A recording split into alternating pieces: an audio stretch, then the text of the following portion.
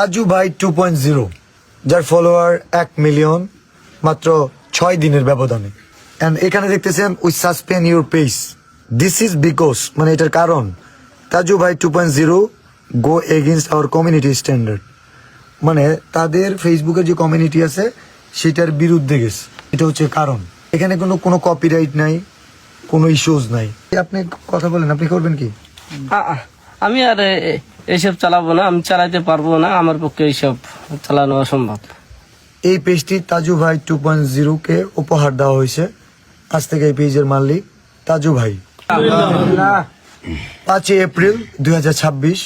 অনেকেই দেখি বিলাল ভাইকে নিয়ে সমালোচনা করতেছে যে তাজু ভাইয়ের পেজটা নাকি ফেসবুক থেকে বিলাল ভাই সরাই দিচ্ছে।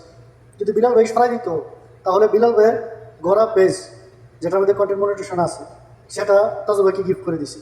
যদি বিলাল ভাই তাজু ভাইয়ের পেজটা সরাই দিত তাহলে কি গিফট করতো?